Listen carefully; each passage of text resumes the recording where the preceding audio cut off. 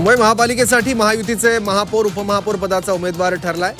भाजपच्या रितू तावडेंना महापौर पदासाठी संधी मिळाली आहे, तर शिवसेनेकडून संजय घाडी यांचं नाव जाहीर करण्यात आलंय।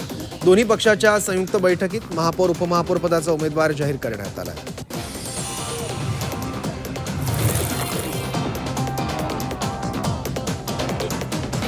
मुंबईच्या महापौर आणि उपमहापौर पदाच्या उमेदवारांची घोषणा झाली असली तरी उपमहापौर पदावरून शिवसेनेमध्ये खतखत आहे।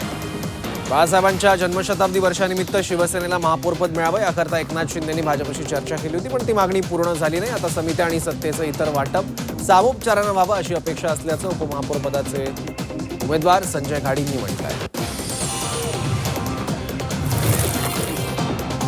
मुंबई महापौर पदाची निवडणूक बिनविरोध होणार असल्याचं स्पष्ट झालंय, कारण शिवसेना युबीटी महापौर पदासाठी उमेदवार देणार नाही। मातोश्रीवरील बैठकीनंतर बोलताना किशोरी पेडणेकरांनी आम्हाला आकड्याचं गणित मान्य असल्याचं सांगत आपण निवडणुकीत अपशकुन करणार नसल्याचं म्हटलं। मुंबईतील उपमहापौर निवडणूक प्रक्रियेवरून शिवसेनेत अंतर्गत नाराजी नाट्य असल्याची सूत्रांची माहिती आहे। महापौर आणि उपमहापौर पदासाठी उमेदवारी अर्ज भरले गेले। या संपूर्ण प्रक्रियेमुळे शिवसेनेत मोठी धुसफूस असल्याचं कळतंय। या प्रक्रियेत काही मोजक्या नेत्यांनी सहभाग दाखवला।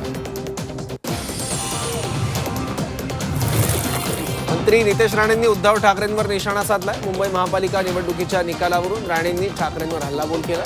मुंबईकरांनी आपला महापौर निवडलाय। उद्धव ठाकरेंना तोंडावर आपटण्याची सवय असून त्यात त्यांनी पीएचडी केल्याचं नितेश राणे म्हणाले।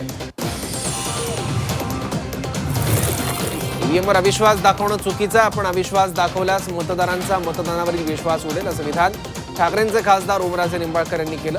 उमेदवार कार्यकर्ते सजग राहिल्यास घोटाळा करणं शक्य नसल्याचं ओमराजे निंबाळकर यांनी सांगितलं।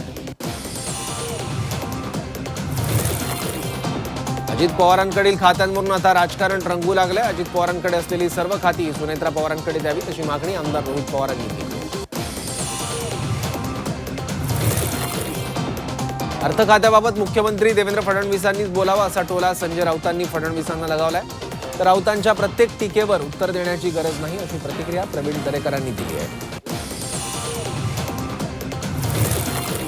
अजित पवारांच्या विमान अपघात तपासाबाबत महत्त्वाची माहिती समोर येते। लँडिंगसाठी केलेल्या दुसऱ्या प्रयत्नाबाबत तपासावर भर दिला जाणार असल्याची माहिती सूत्रांनी दिली आहे। विमान अपघाताच्या 3 ते 4 प्रमुख गोष्टींबाबत तपासाची चक्र फिरणार आहे।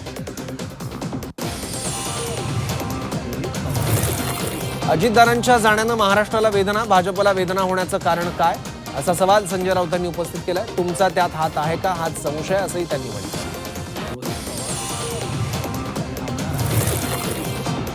जुन्नरमधील शेततळ्यात बुडून मृत्युमुखी पडलेल्या लहानग्यांच्या कुटुंबाला उपमुख्यमंत्री एकनाथ शिंदेंनी मदतीचा हात दिलाय।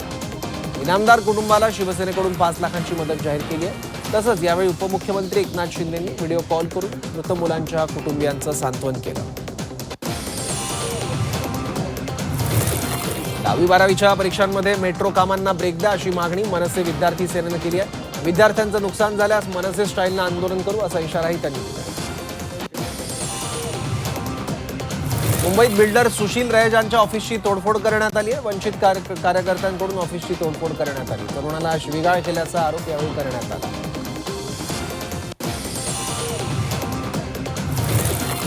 ठाण्यामध्ये एका कंपाऊंड मागे चिमुकलीचा मृतदेह आढळल्याची घटना घडली आहे। पाण्याच्या डबक्यात मृतदेह आढळल्यानं परिसरात खळबळ उडाली आहे। ठाण्यात ड्रग्ज तस्करी करणाऱ्या तिघांना अटक करण्यात आली आहे। आरोपींकडून 13 कोटींचे ड्रग्ज जप्त करण्यात आले। पोलिसांनी गुप्त माहितीच्या आधारे सापळा रचून कारवाई केली आहे।